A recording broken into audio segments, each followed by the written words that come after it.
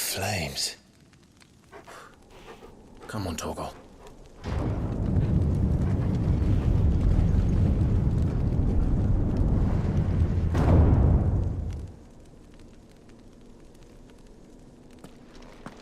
Kupka never did do things by halves. As if taking the Mother Crystal to his own wasn't enough. He had to build his castle in it.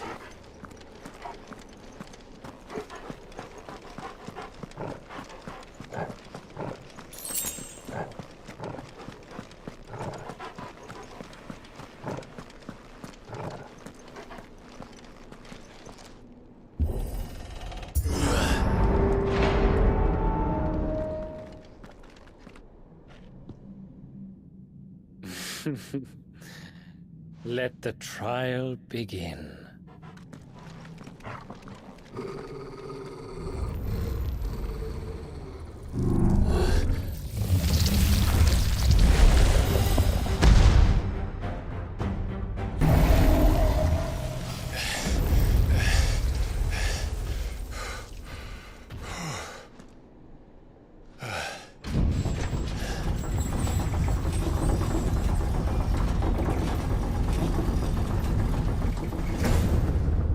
Seems we're expected.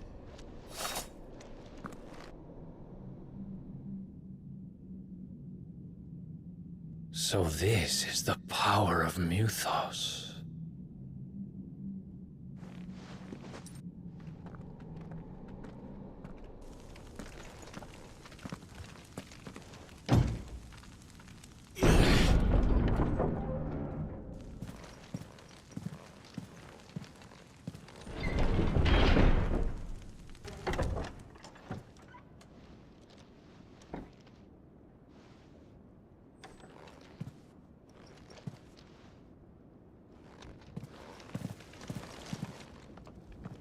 You've been busy, Kupka.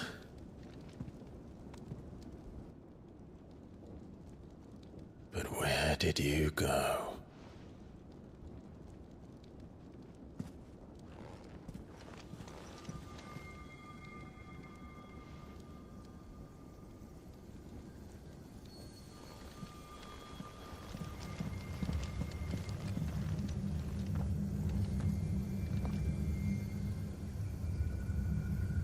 The heart.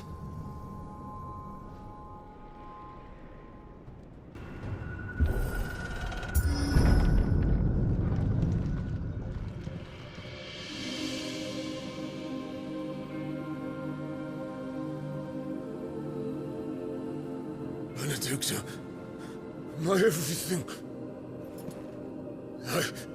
I've missed you so much. Kupka!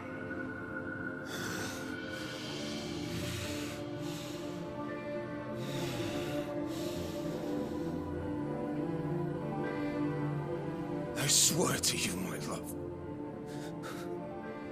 we will never be parted again. What's wrong with him?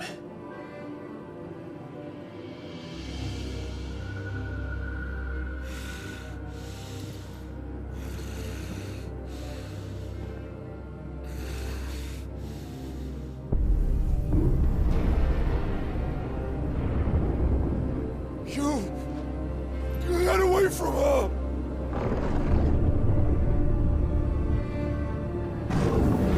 Benedikta!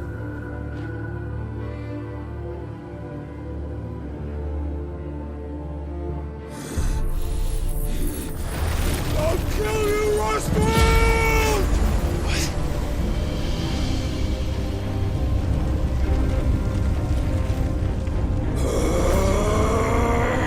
Oh shit, he's priming.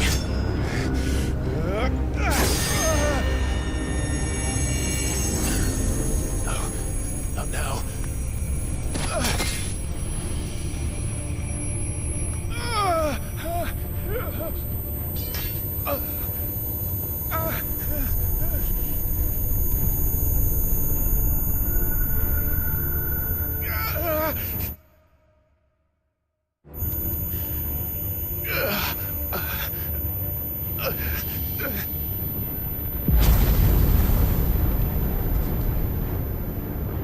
Come on.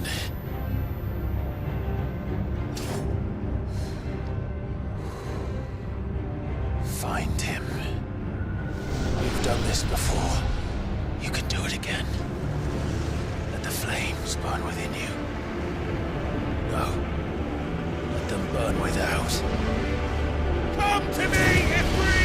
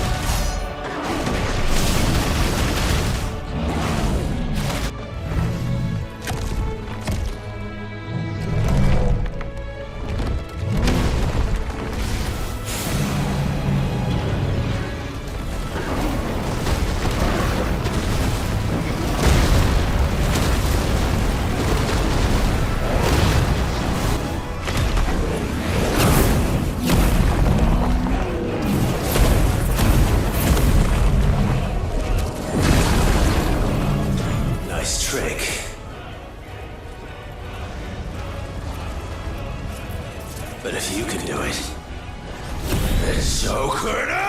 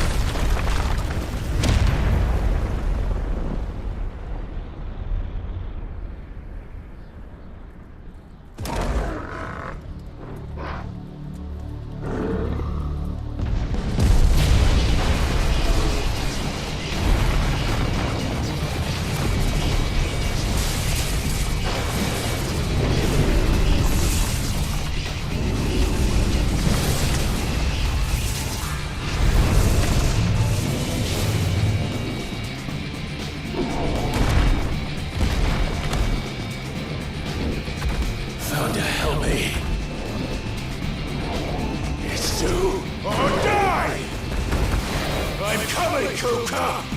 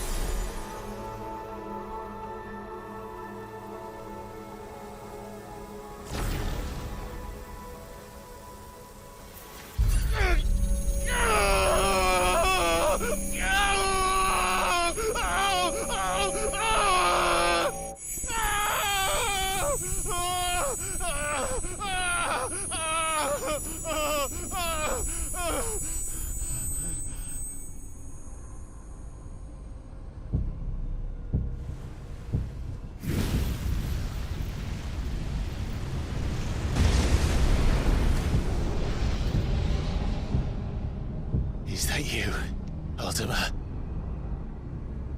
What do you want?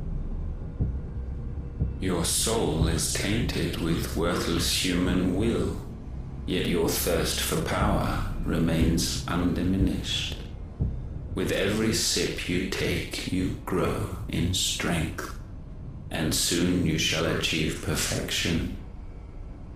I don't know what you're talking about.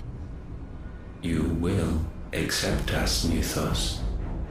It is inevitable. You were created for this purpose, and you shall serve it. Never!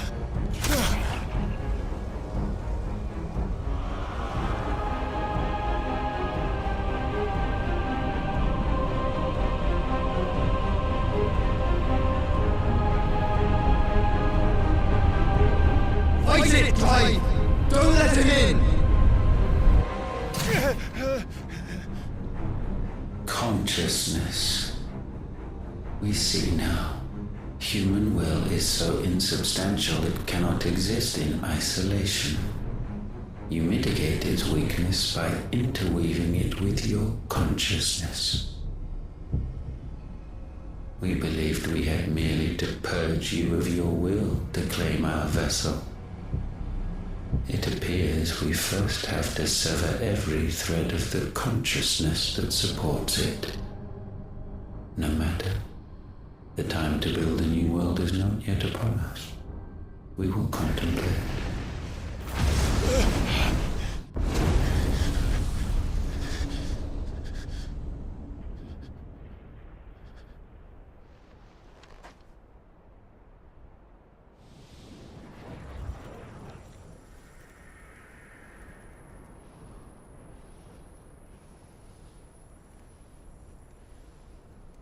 Thank you, Joshua.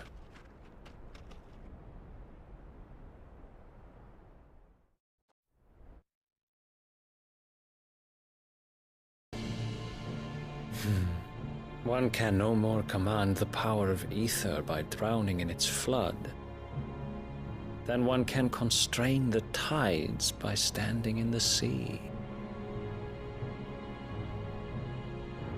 I had thought Hugo wiser than this, but it seems his head was full of rocks after all. Titan was strong.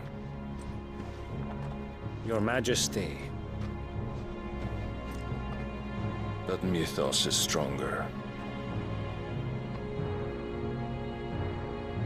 For 5 years, that man lived only for revenge.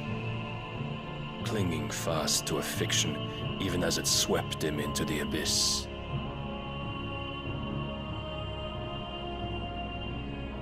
One cannot change one's nature through force of will alone. Only the Almighty can do that.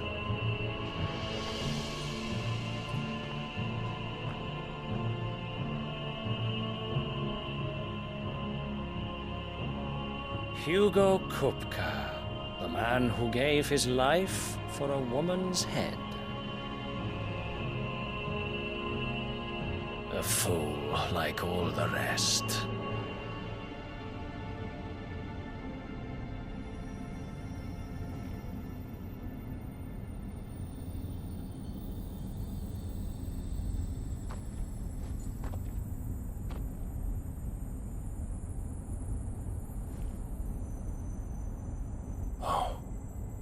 That the death of a mother crystal should be so beautiful.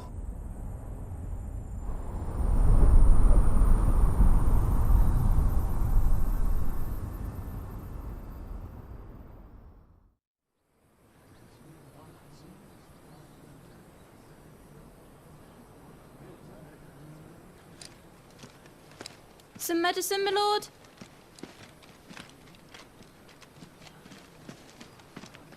I have salves, potions, anything you need. Stop bothering me, urchin, or you'll feel the back of my hand.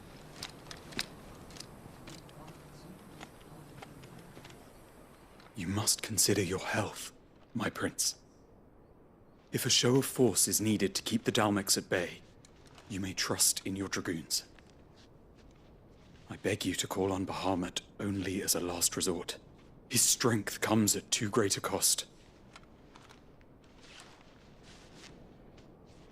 The Empire agreed to an armistice with the Republic, and yet the Emperor still plots its ruin. For now, the Dalmex suspect nothing, and as long as I can hold their gaze, war need not be inevitable. But more than that, Bahamut is the champion of the Empire. When our people look to the heavens, the sight of him gives them hope.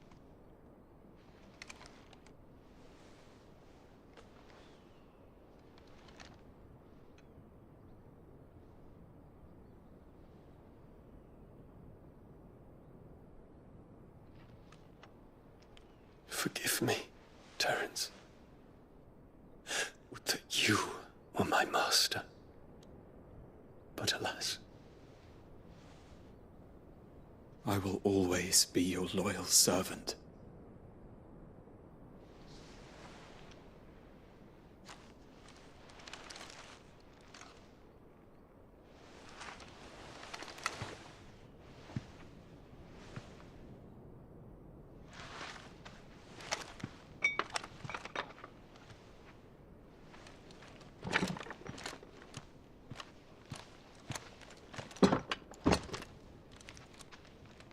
Should the Council's brazen maneuvering prompt the Republic to tear up their own treaty and launch a new assault, our soldiers would advance to meet them, cutting across the Central Isles, but not in time to prevent their forces from breaching the southern defenses and storming Twinside. And so the capital would become a battlefield. Thousands of innocents would die. I cannot allow that to happen. There is one small mercy, at least. You will not be forced to do battle with Titan.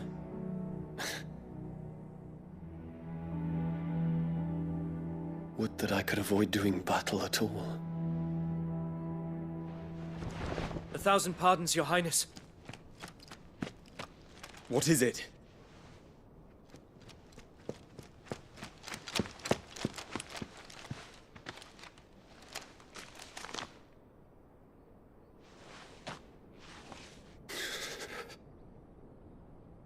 Olivier has been made Emperor. What is the meaning of this? My father's orders. What were they? Quickly! Yes, Your Highness. His Radiance requests that Your Highness maintain position here and... Ah!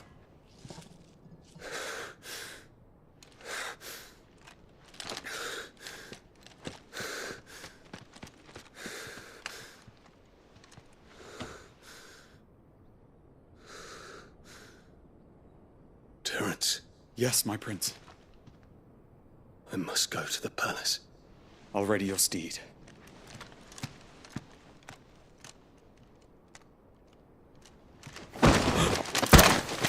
What is it now?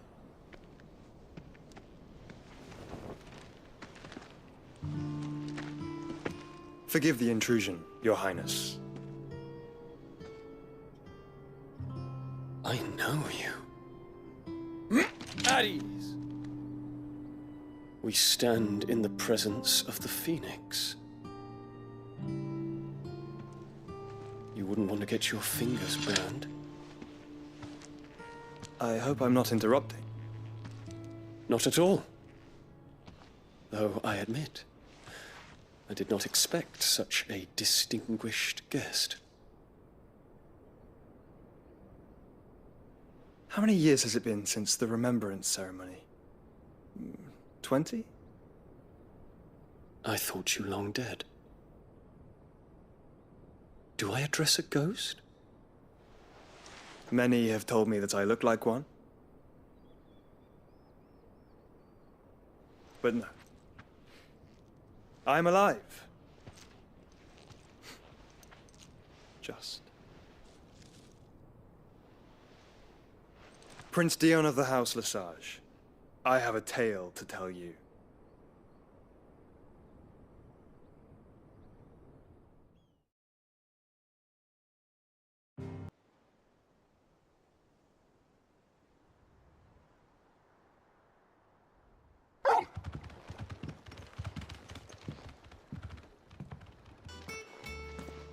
Clive, you're back. I am. And with glad tidings for once. Hugo Kupka is no more. Well, I'll be.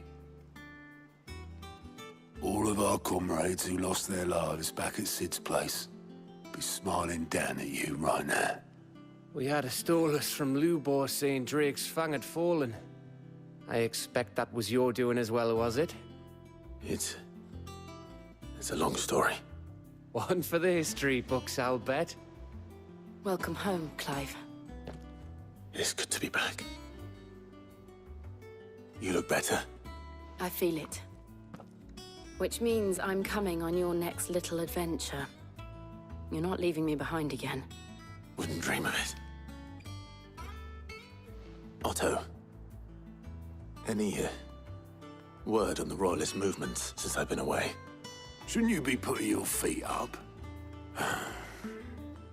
If you really want to know, go and have a word with Vivian. Thank you. I will. Ah, the conquering hero returns. And with hardly a scratch on him. I may have picked up one or two. Well, the fact that you came straight to me instead of visiting our resident Physica suggests that you picked up something more important. A scent. The scent of Waludas. The very same. But whatever plans Kupka was hatching with the Royalists, he took them to his grave. As did his men. Slaughtered by the orcs who'd taken over the Fang. Orcs, Vivian. I've never seen such creatures in Storm before. The Waludas must have ferried them over from Ash, but why? Why work to rescue Kupka only to invade his home, the mother crystal of an allied nation, and let both fall? It makes no sense. Do you know the tale of the blind men and the Adamantus? One can often be led astray by focusing too closely on individual details. One must instead see the bigger picture. And what bigger picture is there than my map?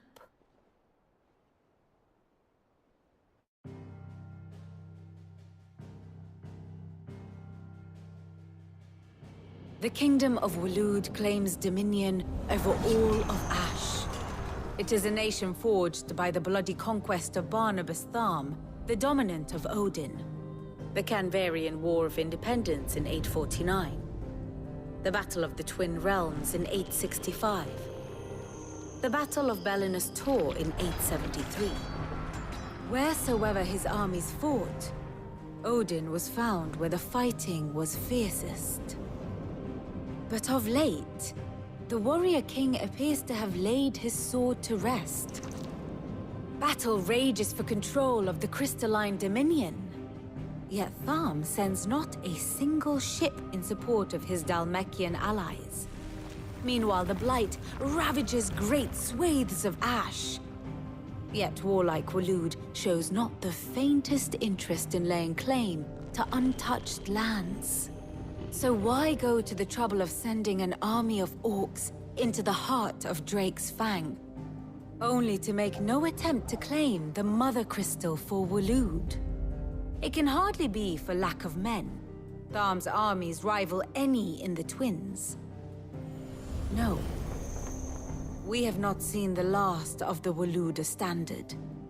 Odin will ride again. It is but a question of when. And on that day, who will be trampled underfoot?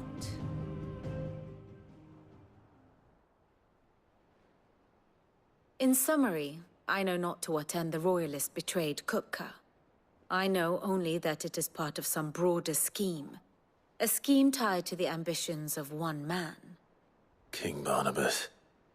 But there is no need to wallow in confusion. If one is to cure a sickness, one must first identify the symptoms. And your Lord Uncle has volunteered to do just that by keeping an eye on the Royalists' movements. He's really throwing himself into this. Indeed he is. Which means all that remains for us to do is await his reports. Well, not quite all in your case. The people of the Hideaway must hear the news. Justice has been done. Hugo Kupka is dead. The wounds he left that night are still raw, especially for those who lived with Cid the longest. Tell them that those wounds might finally begin to heal. Consider it the price of today's instruction. I've never known you to be sentimental. What can I say? I am only human. And we are, all of us, sentimental animals at heart. I suppose we are. Very well. I'll go and spread the word. Ah, Clive. Have you come seeking the gift of knowledge? No. To share mine, actually. Hugo Kupka is dead. Oh my. Can it really be true? Look, he's crying. He is. Big baby. And with good reason, children. These are tears of joy. We must offer up a prayer to your parents that the heavens might weep with us. There shall be no lessons today, only thanksgiving and merrymaking. Go, put away your things. All right. Brilliant.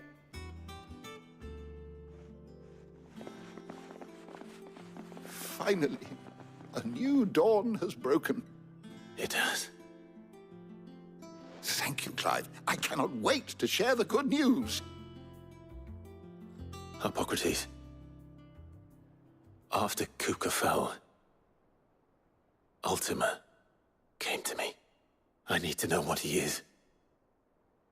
Have you learned anything? Alas, no. And not for want of trying.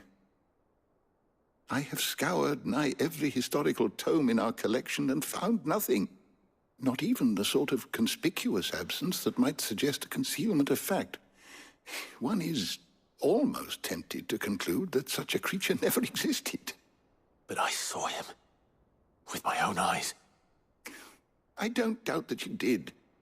Alas, it seems you are the only one who has. To others, he reveals naught. We see only that which he leaves in his wake, like some terrible force of nature beyond the ken of mortal man. A bringer of death. Whether the Ultima you met with was the being itself, or merely another projection of its power, I know not. But until I do, my investigations shall continue. Thank you. It means a lot. Right.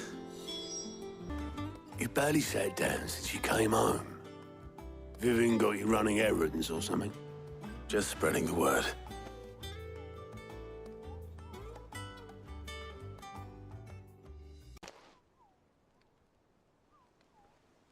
So, the Professor's got a soft side, has she? I'd never have guessed. No. She was right, though. Everyone was glad to hear the news. Ah, but you ain't told everyone. I can think of plenty of friends back at the old hideaway who'd sleep more peacefully for knowing. Not least of all Cid. You should tell him. You're right. I should. And I will. Well, when you do, be sure to take Mid with you. She's been going at it hammer and tong down in that workshop of hers, trying to do her father proud. I can't remember the last time she visited the old sod's grave. Very well. I'll suggest it. All right, Clive? What do you want? I'm going to visit Cid, and I thought you might like to come with me. Sorry, I'm too busy for all that right now. I've got to get this thermal displacement stack sorted.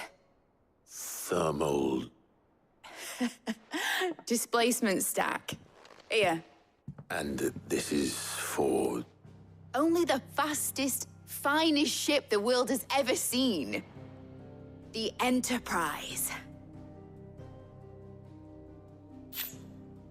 Me and my dad designed it together. Where other vessels rely on the fickle winds to drive them through the water, Ours is fitted with mithril engines. And those things have got more push than a behemoth in a bad mood, and more heat than all the hells put together. Which is where the stack comes in. I may have already talked some tight-lipped shipwrights into putting the hull together for me in a little dockyard in Canva. But the stack's a bit more involved, so I'm building it here. Thing is, it's so involved that I'm running behind and it's starting to hold things up over at the shipyard. I'll come and see my dad, though, when I'm done. Whenever that is. Is there anything I can do to help? Good old Clive. I were hoping you'd say that. First things first, I need some parts meching. The stack will be made up of 3 major components. There's the plating, here, that channels hot vapors away from the engine. The helm over the top, that disperses all that heat into the air. And the shielding around the sides. That stops the rest of the ship from going up in flames. A full suit of armor, then? Probably best to take it one piece at a time. Then you'll need to start with the plating. Everything else fits onto it. I've got the designs and the list of materials here. Show these to Blackthorn. He'll know what to do. I can't make head nor tail of them. Luckily, you don't need to. The engine plating's basically just a very efficient conductor. Blackthorn, can I ask a favor? Out with it. It's for Mid. This my last chance to say I'm otherwise engaged. I'd spare myself the arseache. Go on then. What is it this time? She said you would know. Here.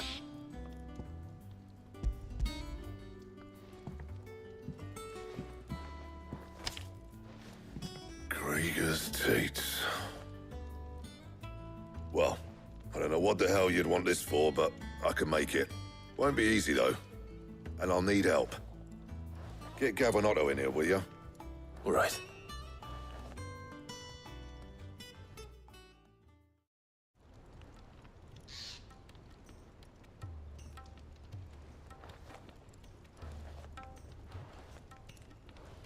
So Mid's roped us all in here again, hasn't she? Typical. Still, if that's what it takes to get her to visit Sid's grave, I'll do what I can. And, what is it we need to do, exactly? Take a look at this. It's this plating. The usual sword-grade steel won't work. We need something that can get very hot, very fast, and still keep its shape. That means an alloy. Something that won't break or buckle at the temperatures she's talking about. Which is where you lot come in. I need materials, and I've got my work cut out already. You'll have to fetch them. Now, there's a special kind of sand I'm after that you can only find out in the Velcroy. Stardust, they call it. As for the rest of the stuff, my usual supply should have it in stock. It just needs buying and bringing back here. Well, we'll get it done quicker if we split up. One of us should probably give you an hand coat in the sand. And the other can go and get the rest from this supplier. Right then. Well, make your minds up who's going where, we can get this over with.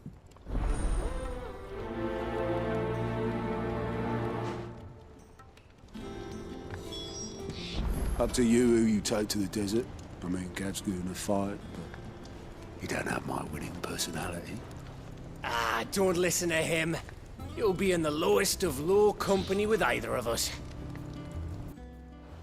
You going after the Stardust then, are you? Which one of these 2 lucky souls is going with you?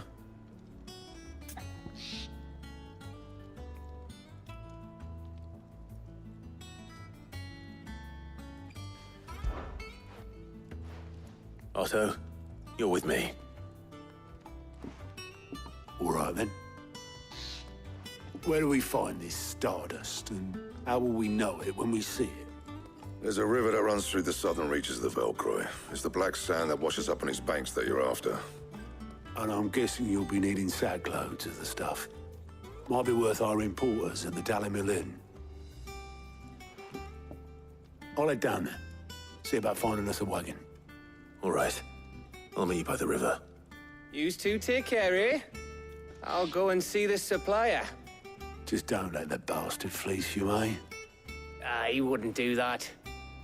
He's Blackthorn's mate, isn't he? Best of luck. Otto, sorry I'm late. Oh, Clive. I had a quick scout about, and I reckon this area's our best bet. Seems Blackthorn's the only one who thinks smithing with his Stardust stuff's a good idea. It's just lying here, waiting for any old fool to fill his boots. But unlike any old fool, you thought to bring a wagon. Well spotted. Now get filling.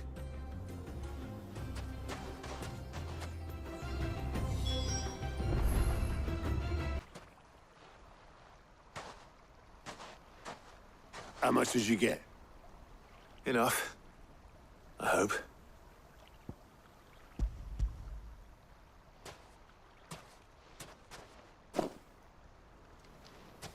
More than me. Put it all together and I can't see Blackthorn complaining. Much. Here, Clive. Do you fancy a walk?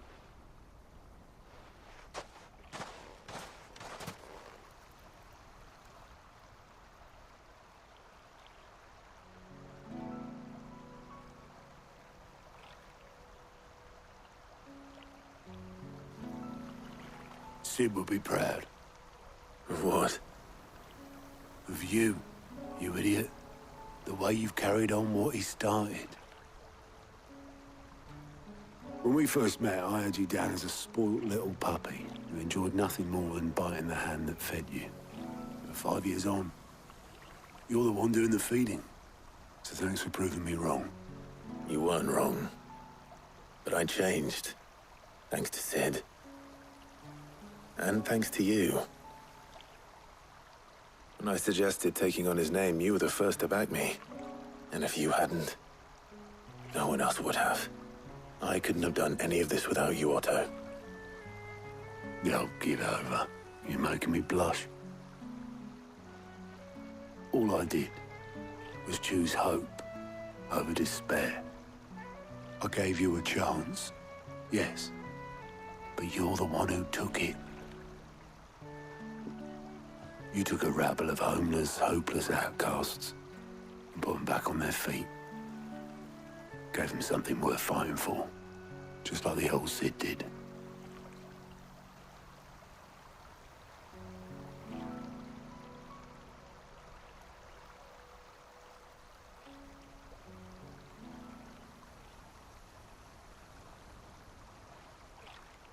About time I was heading back, I reckon.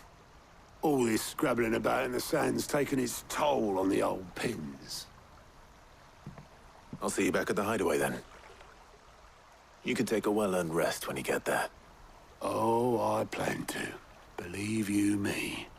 But I'll make sure Blackthorn gets his precious black sand before I put my feet up. He'll only moan otherwise.